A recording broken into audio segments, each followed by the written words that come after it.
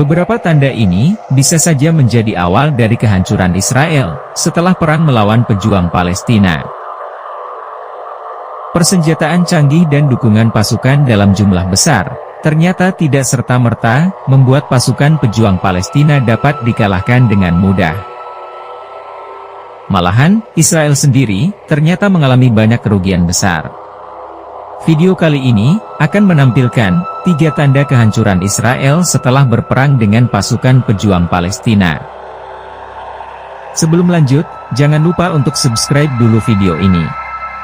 Pertama, banyak tentara militer Israel yang tewas.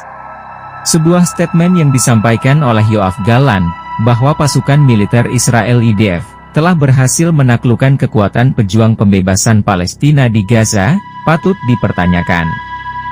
Menyusul sebuah kabar yang kontradiktif dengan pernyataan Menteri Pertahanan Israel itu muncul ke permukaan. Seorang perwira militer IDF, bernama Kapten Avihai Sorshan, memberikan pengakuan yang sangat mencengangkan.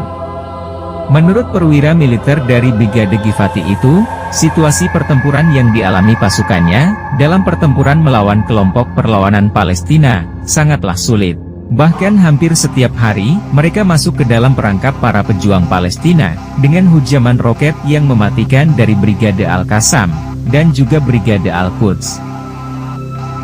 Sorshan juga menambahkan, bahwa roket-roket yang dilesakkan pasukan pejuang Palestina, seperti hujan deras menimpa kepalanya dan juga pasukannya, sehingga banyak tentara Israel yang dia pimpin terluka, banyak juga yang terbunuh. Bahkan Sorshan pun memastikan, banyak tentara Israel yang cacat seumur hidup, karena kehilangan kakinya dan harus diamputasi. Akibat serangan Israel yang membabi buta, bukan hanya tentara IDF saja yang mengalami kematian, bahkan para tawanan Israel pun banyak yang meninggal. Tragisnya lagi, puluhan tawanan Israel itu meninggal, karena terbunuh oleh serangan dan pemboman pasukan IDF sendiri. Hal ini telah disampaikan berulang-ulang oleh pihak Hamas, dan tentunya kejadian tersebut menjadi pukulan telak terhadap Israel, karena harus membayar mahal dengan kematian para tawanan, yang sebelumnya menjadi alasan pembebasan tawanan, dengan membombardir wilayah Gaza. Dalam berita yang lain, militer Israel juga mengabarkan, bahwa Wakil Komandan Batalion ke-601, Angkatan Bersenjata Israel, Mayor David Shakori, juga tewas dalam pertempuran di jalur Gaza bagian utara. Kedua, biaya perang yang cukup besar. Dalam laporannya, Menteri Keuangan Israel menyatakan bahwa, beban keuangan akibat perang Gaza yang harus ditanggung Israel mencapai 51 miliar dolar Amerika Serikat, atau 10%-nya, dari pendapatan nasional Israel tahun 2022. Perang Gaza sendiri, diakini menjadi salah satu penyebab merosotnya pertumbuhan ekonomi Israel pada kuartal keempat tahun 2023. Hal ini jelas, dikarenakan Israel telah memanggil sekitar 400.000 pasukan cadangan untuk ikut serta dalam perang Gaza. Hal ini diperparah, karena pasukan cadangan ini merupakan pekerja pada sektor-sektor yang menjadi tulang punggung ekonomi Israel, sehingga pemasukan dana dari sektor-sektor utama Israel itu, akhirnya terkendala. Beberapa investor asing pun banyak yang mengurungkan niatnya untuk menanam investasi, karena kekhawatiran dari dampak perang ini.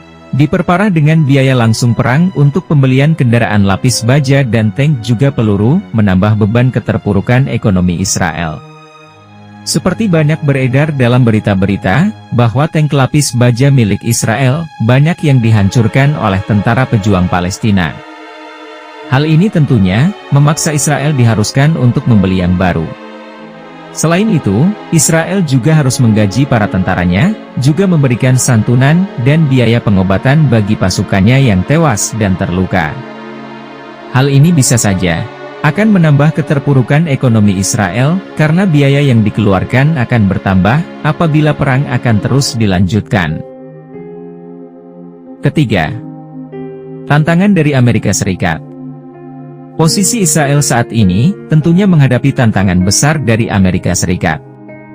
Seperti diketahui, opini publik Amerika Serikat saat ini, terutama dari generasi muda dan minoritas, lebih bersimpati terhadap Palestina.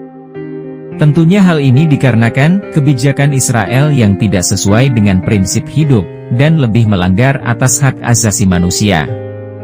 Selain itu, Presiden Amerika Serikat, Joe Biden, dikabarkan memiliki beberapa pandangan yang berbeda dengan Netanyahu, terkait beberapa isu yang berkembang di antaranya, perjanjian nuklir dengan Iran, solusi antar dua negara, dan tentunya tentang hak asasi manusia. Itulah 3 tanda, yang mungkin saja, bisa menghancurkan negara Israel, jika perang di Gaza tetap berlanjut. Terima kasih sudah menyimak video ini, semoga menjadi informasi bermanfaat.